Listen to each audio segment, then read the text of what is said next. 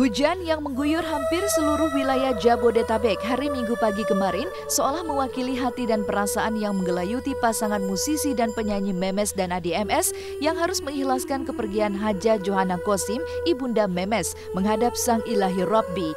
Nenek dari Kevin Aprilio ini tutup usia dalam usia 94 tahun setelah menjalani perawatan di rumah sakit selama hampir 2 minggu karena sakit komplikasi yang sejak 3 tahun terakhir menyerang tubuhnya.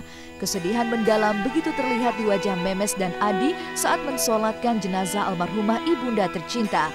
Rencananya, pagi ini jenazah akan dikebumikan di Taman Pemakaman Umum Blender Bogor di sisi makam almarhum ayahanda Memes yang telah lebih dulu menghadap Sang Halik.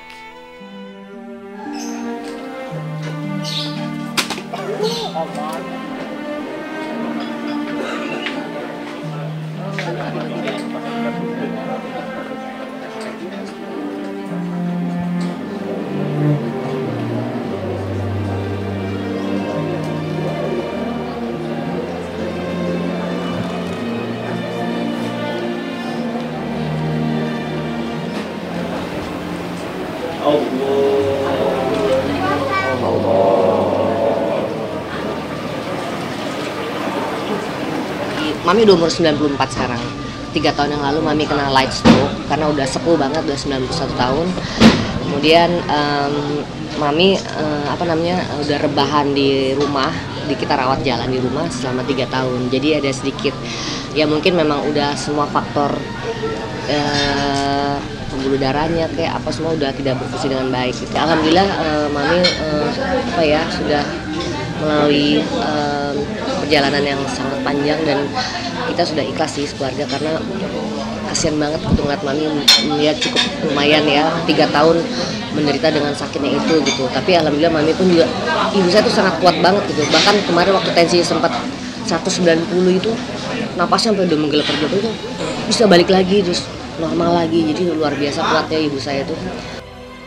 Meski telah mengikhlaskan kepergian sang bunda menuju tempat peristirahatan terakhirnya, Memes tidak menduga jika lantunan tahlil yang ia bisikan di telinga sang bunda hari Minggu kemarin menjadi pengantar kepergian sang bunda. Memes juga tak menyangka jika ia akan menyaksikan detik-detik kepergian sang bunda atau sakratul maut.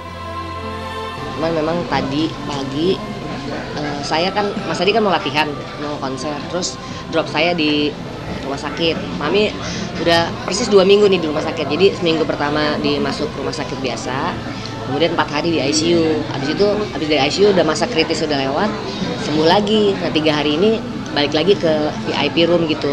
Loh kok Mami tenang, napasnya nggak tersengal-sengal lagi. Terus aku panggil kakakku duduk di sebelah situ padahal sama mbak yang ngurus juga.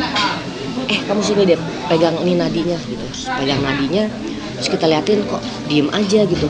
Terus nggak berapa lama kemudian reaksi lagi sekali terus gitu panjang, napas panjang. Aku langsung innalillahi wa inna ilaihi raji'un, ini bener rumah sakit. Terus panggil, nggak berapa lama datang periksa itunya kan, periksa denyutnya EKG ya.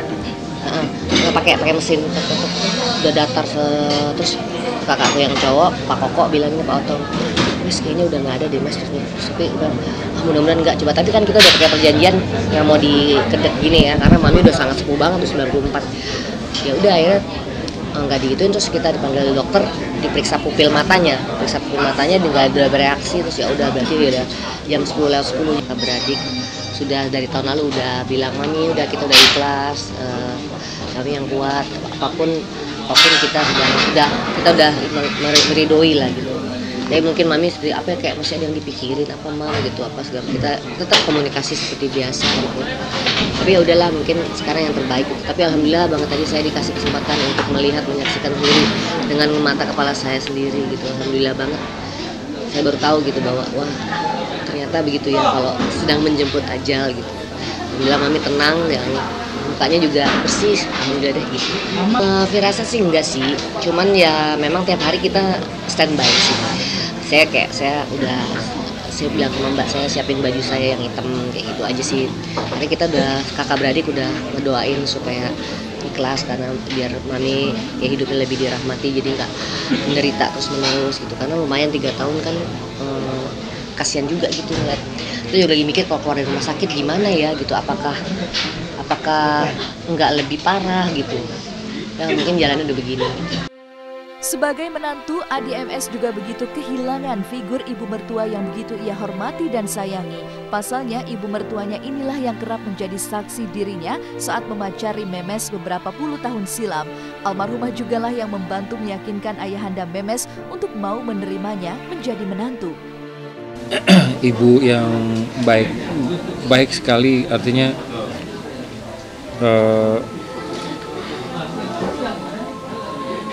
dia aku ingat waktu pacaran dia sangat hati-hati jaga perasaan saya sebagai pacar Memes, yang begitu jam 12 lewat kalau udah di rumahnya tuh dia minta supaya disudahi pacaran tapi dengan cara yang elegan gitu. Begitu jam 12 pasti dia udah tutup korden gitu.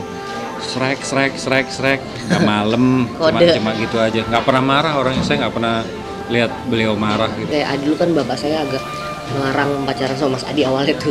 Anak band katanya. Nggak ada masa depan kan anak band. Jadi dulu saya ya tahun 80 terus aku meyakinkan ke papi, ya Mas Adi juga. Tapi mami yang mami lebih istilahnya lebih ya udahlah gitu. Yang penting kan kamu bahagia, kamu optimis, kamu nyaman bukan Mas Adi. Masih rajin sholat gitu, jadi ibadah, terus ya berbakti sama orang tua, sama suami, ngurus anak yang benar. Tapi saya bilang, Mam, saya tuh nggak bisa cuman ibu rumah tangga kayak Mami, saya tuh juga harus berkarir. Ya boleh, yang penting kamu mesti bisa ngatur itu antara keluarga sama karir sama ya gitu sih. Saya setiap menjenguk sebenarnya nggak tega gitu, karena saya tahu lihat penyakit yang dia deritanya itu pasti kesakitan. Kalau sekarang beliau diambil gitu, di satu sisi pasti sedih sekali gitu mengingat kebaikan beliau yang tidak ada taranya gitu ya, sebagai ibu mertua gitu, yang menganggap saya anak sekali gitu. Dekat banget sama Mas Adi. Tetapi begitu beliau diambil gitu, saya malah sebenarnya dalam batin ada leganya gitu, leganya karena ikhlasnya daripada melihat penderitaan tiap hari. Saya nggak kuat gitu lihat, kasihan gitu.